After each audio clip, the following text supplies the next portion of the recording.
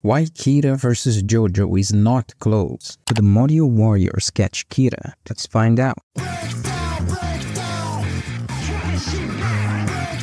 You know, considering how much you all enjoyed my previous video, I thought why not provide my perspective on the same situation, but this time reverse. Just a quick note for those of you who haven't caught the earlier video, I highly recommend checking it out once you're done with this one. Trust me, it's loaded with details, just like today's video. So let's shift our focus to a rather captivating exploration and analysis of some rather remarkable intellect that could stand toe-to-toe with the brilliance of Light Yagami's cunning mind. We're talking about individuals like Josuke, the street-smart delinquent, Koichi, the reliable guy, Jotaro, the Chad, Rohan. He's sort of a self-insert, and of course Okuyasu. Okay, maybe not exactly a genius, but get my drift. And before we get all serious, let's not forget to have a bit of fun here. Can this motley crew really bring about a shift and bring Kira's reign of terror to a halt?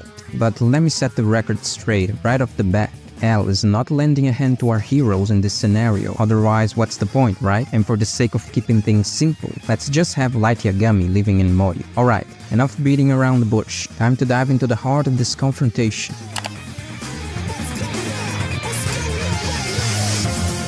To really grasp what each character brings to the table, let's take a closer look at their traits, starting with the affable, scatterbrained Okuyasu Nijimura, a core ally introduced in Diamond is Unbreakable. He starts off as a bad guy, but soon enough, he becomes Josuke's best buddy. They stick together all throughout part 4, facing down some pretty nasty stand user. And did I mention he's got his own stand called the Hand? The thing is, Okuyasu is not exactly the sharpest tool in the shed. He's known to be a bit on the silly side, but hey, he can surprise us with moments of genuine brilliance. See, here's the deal. His unwavering trust in his older brother, Keishu, sort of messed with his ability to make independent decisions. It's like he's programmed to go with his gut, and he's totally aware of it. He's got this habit of openly admitting his lack of smart. And guess what? This vulnerability of his, it's been exploited more than a few times by his adversaries, leaving him flustered and all. But you know what's cool? He eventually grows out of it. By the end of all the shenanigans, when Okuyasu's caught between life and death, he goes and makes the call to live, saving Josuke in the process.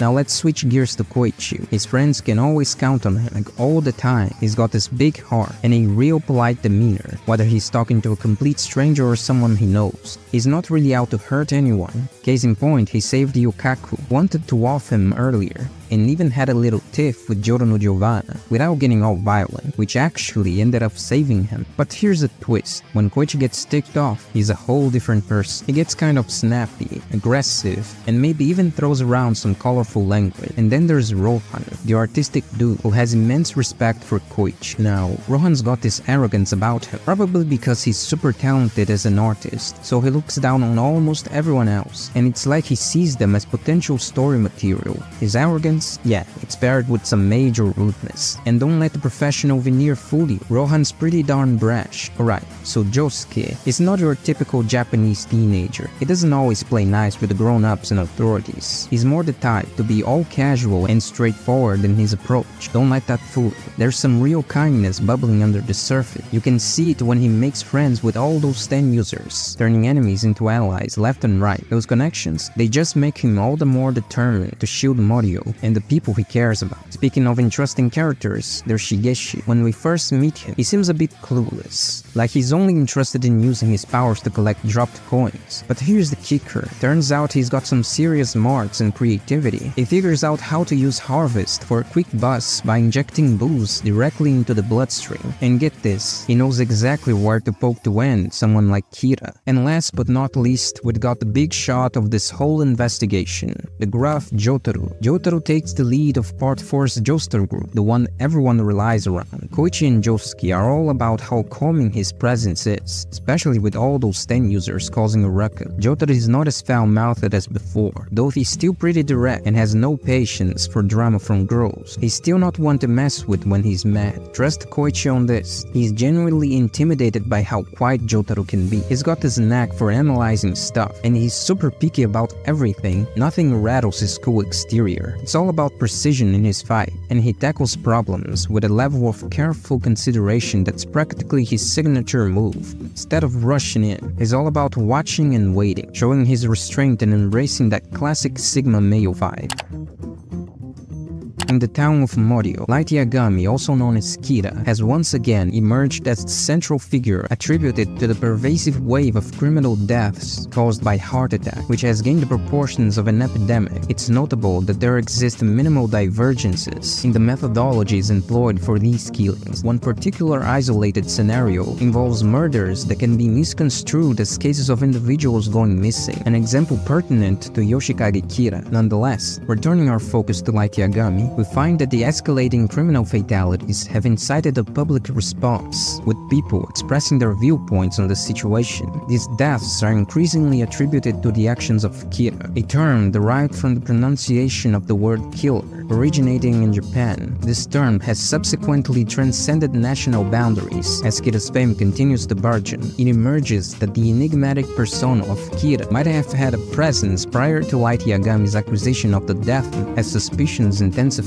surrounding the perplexing heart attack deaths of criminals on a global scale. The general populace begins to label this phenomenon as the legend of the savior Kira. A sentiment arises that Kira is among us again, characterized as a messenger from hell. Concurrently, the tally of criminal casualties rises, and despite exhaustive investigations, no discernible causes for these deaths, linked solely by the commonality of heart attacks, are unearthed. In response, law enforcement agencies, compelled by the unique pattern, intensify their vigilance. This culminates in the convening of an Interpol conference that assembles representatives from various law enforcement bodies worldwide. Following deliberations, the consensus crystallized into a strategic decision to summon the most proficient detectives. Minded, we are excluding L from the roster. The underlying criterion for selection extends beyond conventional investigative prowess. It hinges on individuals capable of comprehending matters that transcend the confines of the physical reality. Upon analysis of the cumulative knowledge amassed by this group at that juncture, the most coherent deduction appears to lean toward the involvement of an adversary wielding an enemy stand. It becomes evident that to counter this prevailing interpretation, an interaction with the Shinigami might offer the only means of persuasion. However, the plausibility of this outcome hinges on statistical probabilities. It is pertinent to consider the socio-economic composition of Morioh, wherein the majority of its approximately 58,000 inhabitants belong to the middle to middle-high class. Assuming the role of a regular high school student attendee, Light would attend the same high school as everyone else. He is already in possession of the Death Note. As he wields its power, his once steward sense of justice undergoes distortion. Influenced by the supernatural instrument, his transformation is further compounded by its sustained use as a conduit for the realization of his desire to cleanse the world of malevolent individuals. Within the sphere of our heroic ensemble, Light Yagami adeptly masquerades as a socially calibrated individual. The facade he presents masks his underlying superiority complex, which he scrupulously conceals. As an occasional presence, the Shinigami frequently flanks Light, engaging in seemingly innocuous yet disconcerting casual conversation, often with morbid undertones. However, a pivotal juncture arrives when Ryuki accompanies Light to school, marking a significant shift in the narrative's trajectory. This event holds the key to intriguing developments, as Ryuki's presence becomes perceptible to the Morioh Warriors. A realization dawns that these death deities are akin to their own stand, embodying a spiritual entity. This revelation triggers the curiosity of the Morioh Warriors, a sentiment particularly pronounced in the more composed members such as Koichi and Josuke. They are quick to remind their peers of the media-propagated data, indicating that Kira can eliminate anyone merely with a name and a face. Links the spectral figure resembling the Green Reaper and Light to the heart attack fatalities. As a result, the Morioh Warriors exercise prudence and refrain from impulsive action. Upon the very initiation of his interaction with the formidable artifact known as the Death Note, Light Yagami attains a profound faculty, the capacity to perceive the enigmatic beings known as Shinigami. This newfound perceptiveness grants him a unique perspective into the realm of the supernatural, allowing him to glimpse entities that exist beyond the purview of ordinary human senses. It would be judicious and astute to posit that this acquired aptitude, while certainly an exceptional ability, remains confined within the boundaries delineated by the nature of his connection to the Death Note, following the dissemination of confidential insights limited to the the Morioh Warriors, Jotaro devises a strategy to discreetly address the situation, avoiding any action that might arouse Light's suspicion. Armed with the exclusive knowledge held by the Morioh Warriors regarding the mysterious killer, Jotaro embarks on a calculated plan, pursuing an ostensibly serendipitous course. The aim is to orchestrate a meeting between Light and Jotaro, thereby enabling the Shinigami Ryuki to corroborate the information provided by the Morioh Warriors. Jotaro endeavors to forge a connection between Light and the enigmatic figure Kira. Let us ponder the notion that Kira's heightened awareness, this newfound vision into the realm of Shinigamis, does not encompass stance, manifestations of spiritual power that materialize under distinct and particular circumstances,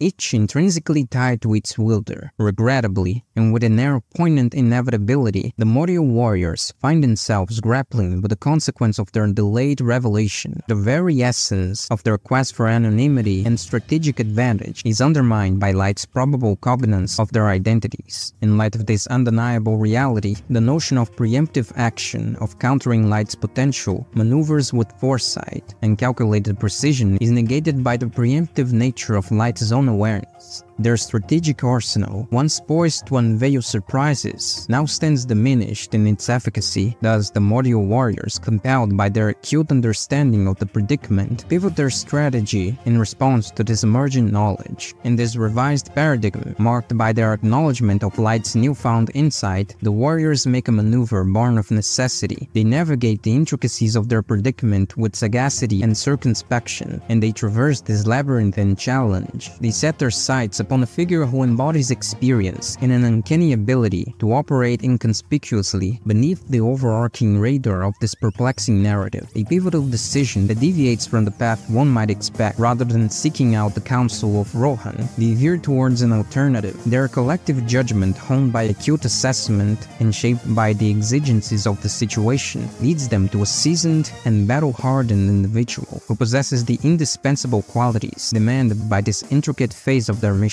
And in the crucible of strategic selection, the name that rises to prominence, the individual upon whom their choice of confidant falls, is none other than Jotaro Kujo. This character, known for his unwielding resolve, his leadership acumen, and his inherent ability to navigate the multifaceted intricacies of a challenge, emerges as the embodiment of the qualities the Morioh Warriors require in their moment of tactical recalibration. Through this discerning choice, the narrative takes yet another nuanced turn that promises to propel our saga forward. The collective efforts of the Morioh Warriors are marshaled to facilitate this meeting. With meticulous coordination and the alignment of prerequisites and conditions, a long-awaited encounter materializes. Jotaro invokes his stand's ability to stop time, a power that incidentally ensnares Ryuki, a being abiding by the rules governing temporal reality in a manner analogous to other stands. Regrettably, Jotaro's attempt to extract information from the Shinigamis remains futile, prompting a shift towards a more intrusive strategy,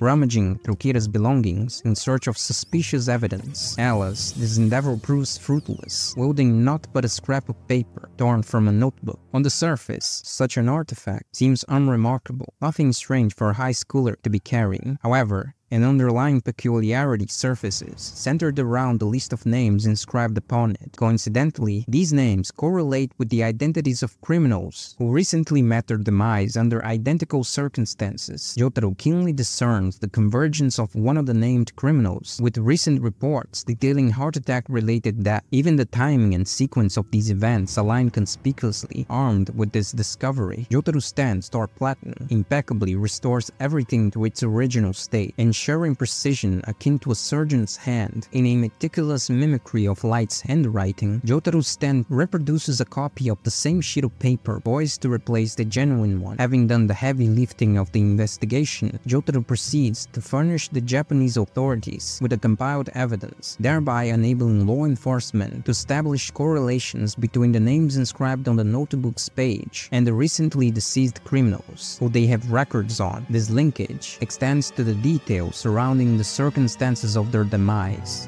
While the police view the correlation with skepticism, they nonetheless initiate covert surveillance, installing cameras within Knight's quarters. The only difference this time is that Light remains oblivious to this scrutiny, as he operates under the assumption of executing his plan without any oversight. Plus, the absence of a mastermind detective meticulously analyzing his every move alleviates his concern. The most reasonable thing to do now would be to find the hiding place of the notebook where Light keeps it while he's out and have someone secretly retrieve it. The pieces of the puzzle start to come together for the Morioh Warriors. Through their concerted efforts and strategic maneuvers, they have navigated the labyrinthine complexity of a case that initially appeared insurmountable. From the enigmatic heart attack deaths to the mysterious presence of a Shinigami named Ryuki and the malevolent power of the Death Note, they have chiseled away at the layers of ambiguity. Jotaro's masterstroke not only connects the dots between Kirei and the supernatural elements at play, but also highlights the necessity of combining human intuition with the paranormal